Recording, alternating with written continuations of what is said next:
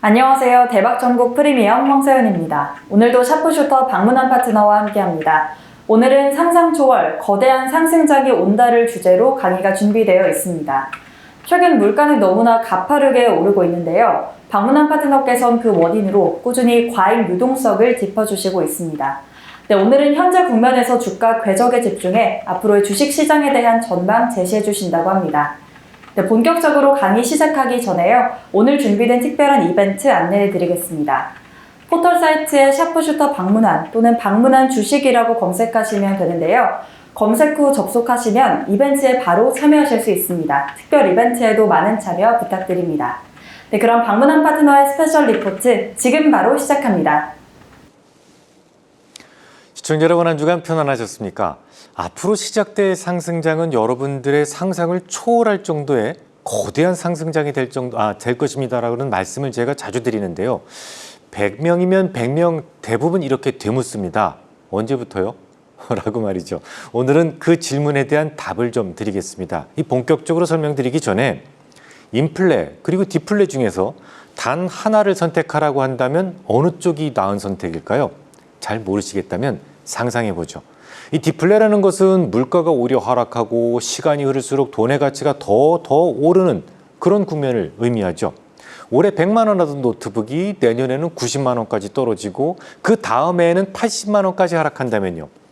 사람들은 가급적 돈으로 보유하기를 원할 겁니다. 늦게 사면 늦게 살수록 그만큼 이익이기 때문에 소비는 일어나지 않아요. 침체되고 경기는 기울어집니다. 그런데 경기만 기울어지는 게 아니라 사실 매우 건강하지 못한 사회가 돼버리는데요. 예를 들어 설명을 드리죠. 제가 어린 시절에 저의 부의 목표는 3억 원이었습니다. 주거용 주택을 포함해서 말이죠. 초등학교 때 제가 살던 마당 딸린 주택이 350만 원 정도 했었거든요. 근데 그거보다 조금 더 비싼 초호화 주택을 한 5천만 원 정도 주고 사고 나머지는 은행에 맡겨두고 여행만 다닐 것이다 라는 꿈을 꾸고 있었죠. 하지만 지금은 물가가 너무 올라서 주거비 포함한 은퇴자금 3억 원으로서는 어림도 없어졌습니다. 만약 어린 시절 이후로 물가가 전혀 오르지 않고 그냥 화폐 가치가 동결되기만 했더라도 저는 일찌감치 은퇴를 했을지도 모를 일이죠. 모든 국민들이 충분히 일할 수도 있는 나이에 더 일하지 않고 조기 은퇴를 꿈꾼다면 어떤 측면에서 본다면 국가적 낭비가 될 수도 있어요. 저를 조기에 은퇴시키지 않고 계속해서 GDP를 창출하고 창조적 스테이지에 머물 수 있게 한 것은 다름 아닌 적절한 수준의 인플레 때문이었다라는 것이죠.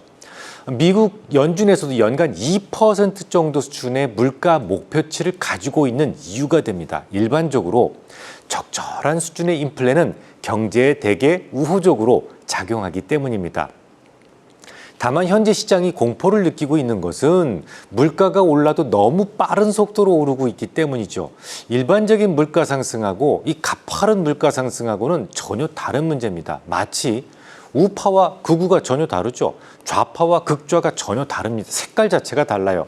물가의 급격한 상승은 우선 급여 생활자들에게 커다란 상실감을 주게 되는데요.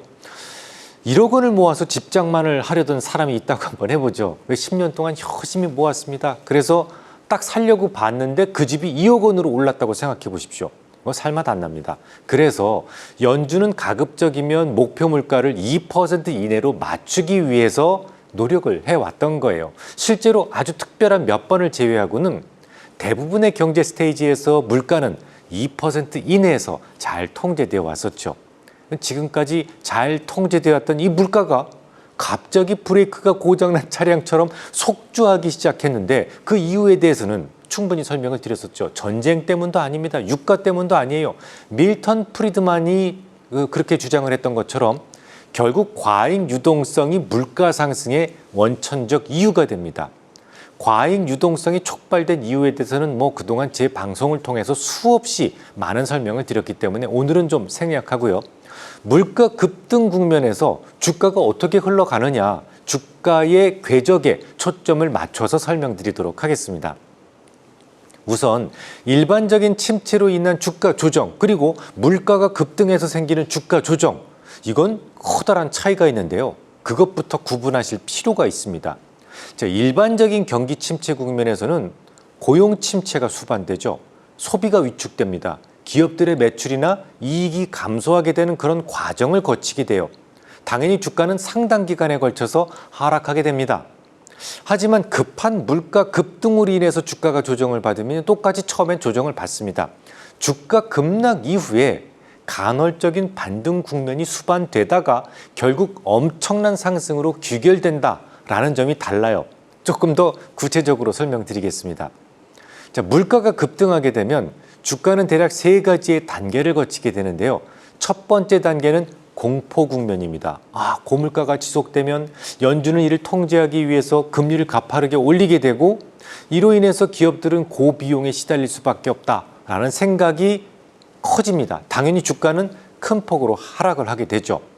지난 1970년대 1차 오일 샥 때하고 직접 비교가 가능한데요. 치솟는 물가의 주가는 거의 반땅이 날 정도로 큰 충격이 있었죠. 많이 조정을 받았다라는 거예요. 당시 S&P 500 지수가 100포인트보다 아래로 하락을 합니다. 제가 지금 1000포인트를 잘못 말씀드린 게 아니에요. 실제로 100보다 아래로 하락을 합니다. 우리나라도 물가가 엄청 올랐죠. 25%까지 치솟았고 주택가격도 고점 대비 30%나 하락을 했었죠. 자, 이제 두 번째 단계로 가보면 혼돈 국면이 됩니다. 이 화폐 명목 가치하고 실질 가치 사이의 괴리로 인해서 주가는 상승하다가도 또다시 고금리에 대한 우려감에 하락하게 되는 구간을 반복하게 되는데요. 자, 이 부분이 가장 중요합니다. 일반적인 경기 침체로 인한 주가 하락과 물가 급등으로 인한 주가 하락의 차이는 바로 이 두 번째 단계로부터 갈리게 되거든요. 이건 좀 자세한 설명이 필요한데요. 자, 10,000원의 원자재를 사서 이걸 가공해서 20,000원에 파는 기업이 있다고 한번 해보겠습니다. 모두 10개를 팔아요. 그러면 매출은 10,000원씩 남으니까 20만 원이 되겠죠. 그럼 영업이익은요? 10만 원이 됩니다. 10,000원씩 남으니까. 영업이익률은요? 100%가 될 겁니다. 일반적인 경기 침체가 온다면 이 상태에서 매출이 감소합니다. 10개 팔렸던 것이 7개만 팔리게 되면서 영업이익은 10만 원에서 7만 원으로 추락하게 되죠. 하지만 물가가 오르는 국면은 좀 달라요. 예를 들어서 원자재 가격이 10,000원에서 2만 원까지 2배로 올랐다고 한번 해보겠습니다. 앞서 거론해드렸듯이 일단 물가의 급등은 모두 다 나쁘다는 것을 잘 알고 있기 때문에 초기 국면에서는 주가가 사정없이 하락하죠. 하지만 어느 순간에 주가는 상승으로 전환되는데요. 명목상의 이익이 크게 늘어나기 때문이에요. 앞서는 줄어든다고 그랬는데 늘어날 수도 있습니다. 2만 원의 원가를 과거처럼 2만 원에 그대로 팔 수는 없잖아요. 그렇다고 과거처럼 영업이익률 100%를 모두 반영시키자면 4만 원에 팔아야 되는데 물가 급등 초기에는 소비자들에게 모든 물가 상승 요인을 전가시킬 수가 없어요. 그러니까 소비자들도 갑자기 오른 가격에 부담을 느끼고 소비를 줄일 수 있는데요. 그래서 대충 3만 원 정도에 팔았다고 가정해 보겠습니다. 2만 원 하던 게 3만 원 됐으니까 비싸졌지 않습니까? 여기서 소비 파괴가 수반돼서 판매 개수는 10개에서 7개로 감소했다고 가정해 보겠습니다. 실제로 물가 급등의 시기에는 이런 일들이 빈번하게 일어나는 편이에요. 주로 판매 수량의 감소가 특히 과장되면서 주가는 하락하게 되는데요. 하지만 정작 실적이 발표되면 생각보다 기업 이익이 크게 하락하지 않았다라는 점을 보고 안도하게 됩니다. 20만 원이던 영업이익이 매출 감소로 인해서 뚝 떨어질 것이다 라는 생각은 했지만 판매 개수는 비록 감소했음에도 불구하고 판매 단가가 3만 원으로 인상됐기 때문에 매출은 21만 원으로 오히려 증가하는 경우가 생기는 거예요. 투자자들은 분명히 매출이 감소하고 이익도 감소할 건데 라고 예상을 했었는데 그보다 높게 발표되는 기업의 실적에 고무돼서 주가는 단기적으로 상승을 하게 되는 거죠. 하지만 물가 급등과 이로 인한 비용 증가에 대한 공포가 여전히 남아있기 때문에 시장을 이끄는 강력한 주도주도 없고 그저 단기 테마의 순환매 장세가 나타난다라는 것이 혼돈 국면에서의 특징입니다. 지금이 딱 그렇죠. 이번 실적 발표 보셨습니까? 7월 말까지 발표했던 이 우리나라 기업들의 영업이익은 모두 48조 4천억 정도 됩니다. 지난 분기 대비로 오히려 7.7%나 늘어났어요. 불황인데 전년 동기 대비로는 무려 19.1%나 증가한 수치였습니다. 모두 인플레로 인해서 매출이 감소할 것이다, 이익이 감소할 것이다, 이런 상상을 하고 있었잖아요. 그런데 예상 외의 호실적의 증시는 반등을 시작했습니다. 바로 이 점이 일반적인 침체와는 다른 부분입니다. 일반적인 침체라면 기업 매출과 이익이 감소했어야만 해요. 지난 2018년도를 예를 들어보면 미국, 중국의 무역 전쟁이 막 시작됐던 시기였죠. 국내 기업들의 영업이익은 그 다음에 28%나 위축됩니다. 뭐 그런 점은 미국도 마찬가지예요. 레피니티브가 제공하는 데이터에 따르면 지금까지 4분의 3 정도의 S&P 500 기업들의 실적이 발표됐는데요. 이익 성장률은 무려 9%에 달했습니다. 전체 실적 발표 기업들의 52%는 컨센서스 예상치의 표준 편차 1을 웃돌 정도로 강했죠. 성과가 가장 우수했던 에너지 섹터를 빼버린다고 하더라도 기업들의 매출은 3.8%나 증가했는데요. 일반적인 리세션 국면에서는 분기 매출이 평균적으로 1.2% 정도 감소했었다라는 점을 감안한다면 정말 예상을 크게 뛰어넘는 매출 증가율이었어요. 정상적인 스테이지를 감안한다고 하더라도 지난 1970년대 이후로 평균 매출 증가율은 2.6%에 불과합니다. 이를 압도적으로 뛰어넘은 3.8%의 증가율은 물가의 고도 상승 시였고 상승하는 과정에서 물가 상승분을 소비자들에게 제대로 전가할 수 있었기 때문에 가능한 일이었죠.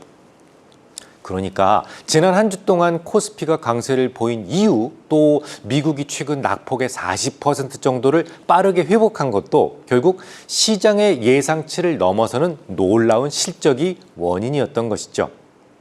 자, 혼돈 국면이다라고 말씀을 드렸는데요. 혼돈 국면에서는 실적 발표 때 놀라움 그리고 비용 상승에 대한 두려움 이게 계속 교차됩니다. 그러면서 이 지수의 등락은 한동안 지속되게 되죠. 다만 상승과 하락의 진폭은 시간이 지나면서 점점 감소하게 됩니다. 자, 이제 마지막 세 번째 단계로 가보겠습니다. 세 번째 단계는 초장기 상승 국면입니다. 제 생각이 맞다면 지금까지 증시 역사상 단 한 차례도 경험해 보지 못하셨던 상상 초월의 큰 상승장이 올 것이다 라고 생각을 합니다. 물가가 오른다는 게 뭡니까? 사실 우리는 물가의 기준점을 맞추고 있지만 돈 가치가 하락하는 거거든요. 돈이 가치가 하락해서 물가가 오르는 건데 주식도 결국은 피스칼 에셋, 실물 자산에 속하기 때문에 돈 가치의 하락만큼 주가도 궁극적으로 오를 수밖에 없는 거예요. 일반적으로 최종 상승폭에 대한 추정을 어떻게 하느냐? 투입된 유동성, 돈을 얼마나 찍어냈느냐에 따라 달라지게 되는데 실제로 1차 5일 시작 때 100포인트 아래에 있었던 S&P 500 지수는 IT 버블, 밀레니엄 쇼크가 있었던 지난 2000년까지 무려 20여 년 동안 큰 조정 없는 장기 상승장을 만들게 됩니다. 금태환을 중단하고 명목 화폐가 엄청난 규모로 발행되었던 이른바 1차 양적 완화 때였죠. 지금은 금융위기와 바이러스 쇼크를 거치면서 달러는 2007년도 말 대비 무려 놀라지 마십시오. 10배나 많이 발행됐습니다. 10배.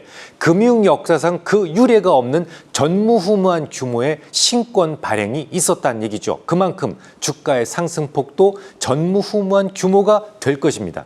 자, 그럼 또 궁금해지죠. 그 3단계 좀 빨리 왔으면 좋겠네. 사람 속 좀 태우지 말고. 주가의 장기 상승 언제쯤부터 시작합니까? 라는 질문이 필요합니다.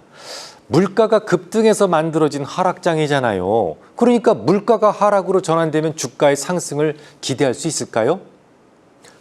꼭 그렇지 않습니다. 사람들은요, 언제나 적응하면서 살게 되어 있어요. 아무리 아픈 충격이 와도 뭐 그때뿐이고 시간이 지나면 익숙해지고 그냥 일상이 되어버리는 게 인생입니다. 휘발유 가격이 급등해서 잠시 거리가 한산해졌다. 뭐 이런 기억들 모두 가지고 계실 텐데요. 유가 급등으로 부담을 느낀 소비자들이 마치 영원히 자동차는 안 탈 것처럼 보이다가도 어느 순간 그 급등한 휘발유 가격이 일상이 되고 맙니다. 곧장 거리는 다시 넘치는 차들로 붐비게 되죠. 너무 비싸진 짜장면을 다시는 먹지 않을 것 같지만 2만 원이 넘는 치킨 난 주문하고 싶지가 않아 라고 생각을 하셨지만 늘 그때뿐입니다. 결국 모두 일상이 되고 말죠. 이렇게 물가에 모두 익숙해지면서 기업들도 물가 상승분을 서서히 소비자들에게 전가할 수가 있는 겁니다. 앞서 예로 들었던 회사 3만 원에 팔던 것을 결국 4만 원까지 올려받게 되면서 과거에 있었던 영업이익률 100%로 복귀하게 되는 거죠. 당연히 적정 주가 수준도 2배가 됩니다. 그러니까 장기 상승의 시기는 물가의 피크아웃과 관련이 없다는 얘기입니다. 오히려 물가 상승에 대해서 시장이 적응하는 시기에 주가는 드라마틱한 상승을, 장기 상승을 개시하게 되는 것이죠. 실제로 1차 오일 시작 때도 그랬어요. 주가는 반땅이 날 정도로 충격이 있었습니다. 그런데 곧바로 이어진 2차 오일 시작 때는 주가가 딱히 조정을 받지도 않았어요. 왜 그랬을까요? 이미 대부분의 투자자들이 매우 높은 수준의 인플레에 충분히 익숙해졌기 때문입니다. 반가운 소식이 하나 더 있어요. 주가 반등의 시기를 크게 앞당길 수 있는 인플레이션 리덕션 액트가 거의 합의 단계에 와 있는 모양입니다. 작년 내내 BBB 법안에 이 조망친 의원의 변절로 인해서 통과되지 못했잖아요. 지금까지 민주당 지도부에서는 이 BBB 법안을 한꺼번에 통째로 통과시키기 위해서 그동안 조만친 의원을 계속 설득해 왔는데요. 결국은 실패했습니다. 자신을 제외하고 모두 찬성하고 있으면 혹시 내가 틀리지 않았을까? 이렇게 생각해 보는 게 대부분의 사람인데요. 정말 징하게도 고집이 세신 분 같습니다. 혼자 생각하는 게 옳다는 거죠. 연준은 절대로 개인과의 거래를 하지 말아야 한다는 게 대원칙입니다. 이걸 어기고 역RP 기구까지 만들어서 시장에 남아도는 잉여 유동성을 흡출해야 될 정도로 시장은 40년 내 최악의 인플레로 몰아넣었습니다. 그 장본인이 바로 자기 자신이라는 점을 왜 모르고 있을까요? 인간은 스스로 옳다는 생각을 하게 디자인돼서 태어납니다만 그런 성향을 매우 강하게 타고나신 분 같습니다. 아무튼 이제 대략 석 달 후면 중간선거가 있어요. 미국에는요. 근데 하원은 공화당에게 거의 넘어갈 것 같습니다. 상원에 대해서는 반반 정도의 확률이고요. 공화당은 전통적으로 재정 지출에 반대하는 편이죠. 국민들에게 부담을 지우는 것을 꺼리기 때문입니다. 그러니까 앞으로 석 달 후에는 대규모 재정 집행이 돼야 되는 그런 모든 법안들은 통과되기가 어려워집니다. 민주당 측에서도 그런 사실을 잘 알고 있어요. 그래서 최근에는 전략을 바꾼 것 같습니다. 전체 법안에 대한 통과를 깔끔하게 포기하고 대신 조만친 의원이 반대하지 않는 항목만을 따로 찢어내서 개별적으로 통과시키기로 한 모양이에요.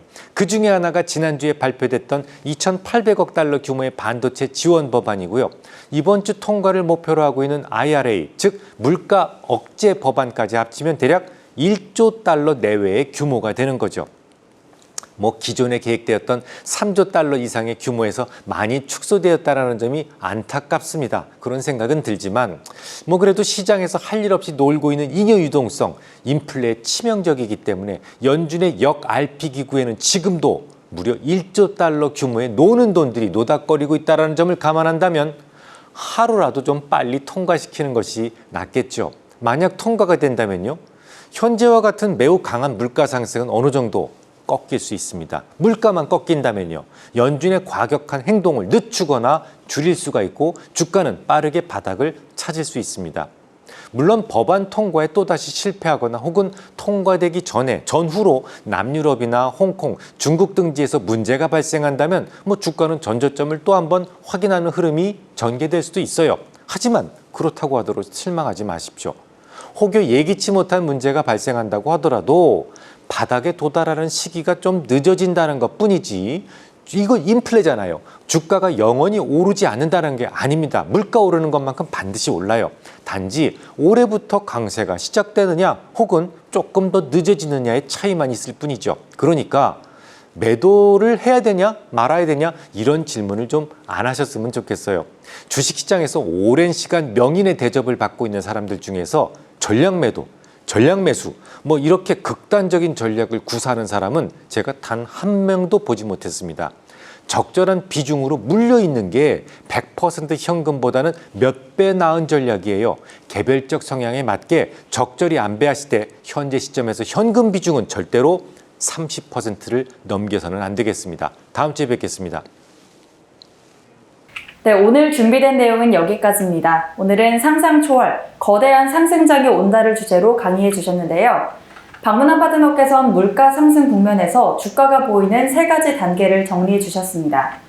크게 공포, 혼돈, 그 다음 초장기적 상승 국면으로 나눠볼 수 있을 텐데요. 그렇기 때문에 너무 큰 걱정을 할 필요는 없고 주가 강세는 이제 시기가 언제일지만 문제라고 해주셨습니다. 그리고 이 장세에서는 극단적인 전략 매매보다는 적절한 비중을 유지하자는 조언도 남겨주셨습니다. 네, 이 시간 마무리하기 전에 오늘 준비된 특별한 이벤트 다시 한번 안내해 드리겠습니다. 포털 사이트에 샤프슈터 방문한 또는 방문한 주식이라고 검색하시면 되는데요. 검색 후 접속하시면 이벤트에 바로 참여하실 수 있습니다. 특별 이벤트에도 많은 참여 바랍니다. 네, 어려운 시장이지만 오늘 강의가 여러분의 투자에 참고가 되었길 바라고요. 저희는 다음 주에 더 유익한 내용으로 찾아뵙겠습니다. 시청해주신 여러분 고맙습니다.